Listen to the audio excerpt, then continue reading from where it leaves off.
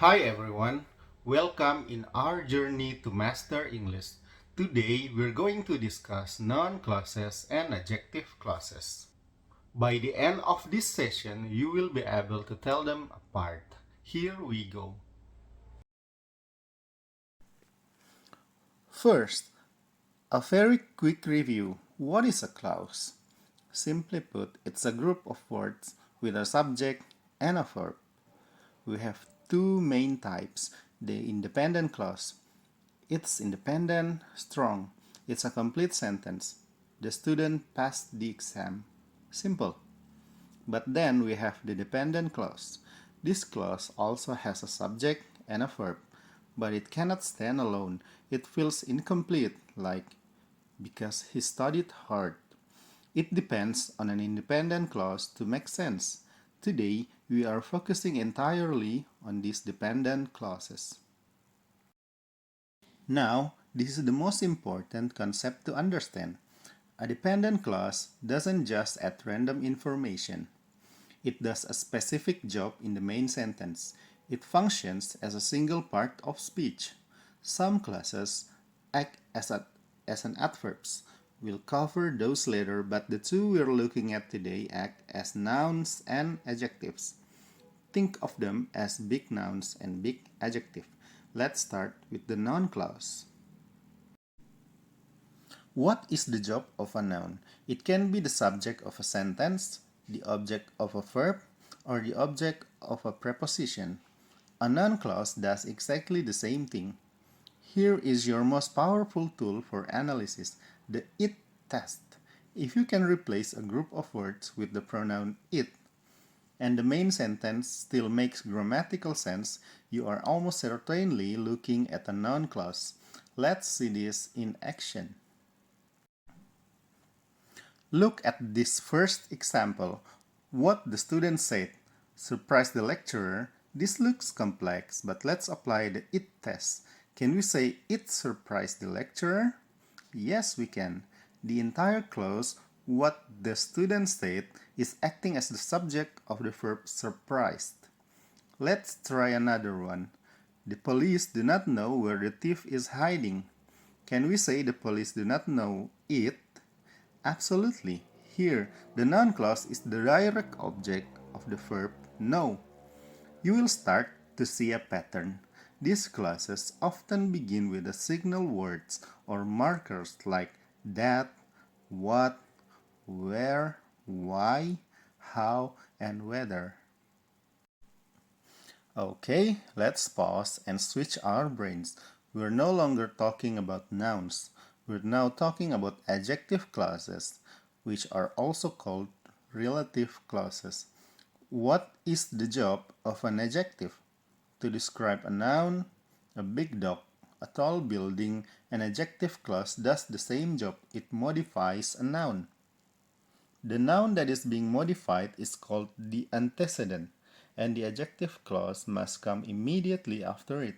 It's touching the noun it describes. Look at this. The student who won the scholarship is from my class. Now let's try the it test. Can we say it is from my class? No, that makes no sense. The class isn't the subject. The subject is student. The class who won the scholarship is simply describing the student.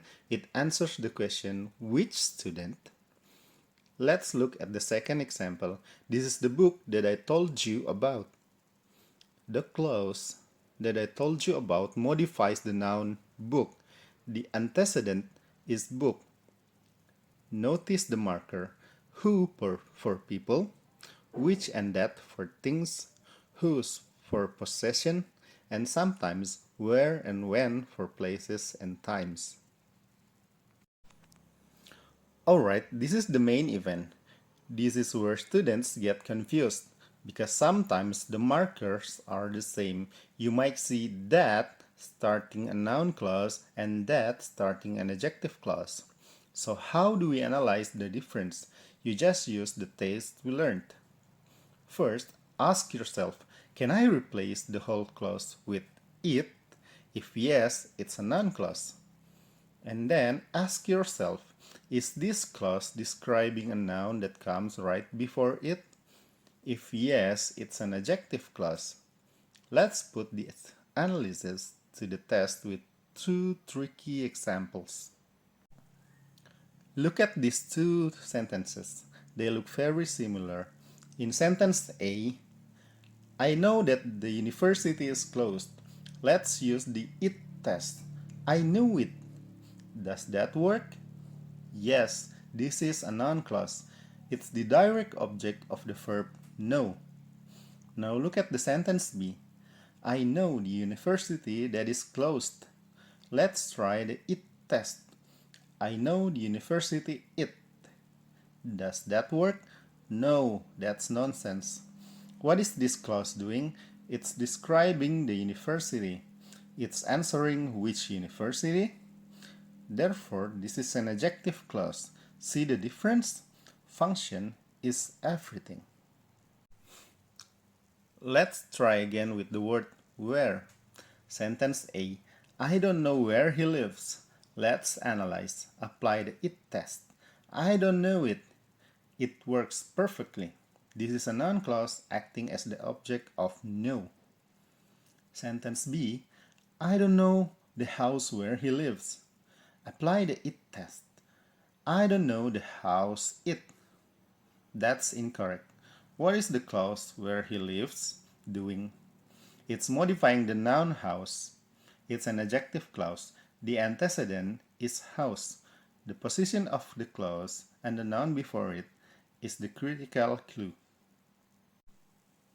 So, to summarize, to find a noun clause, look for markers like that, what, whether, where. Or ask, can I replace the entire clause with it? Or ask, is this clause the subject or object of the main verb? And then, to find an adjective clause, look for markers like who, which, that, where. Or ask, is this clause immediately following a noun? Or ask, is this clause describing that noun? That's it for today. Thank you.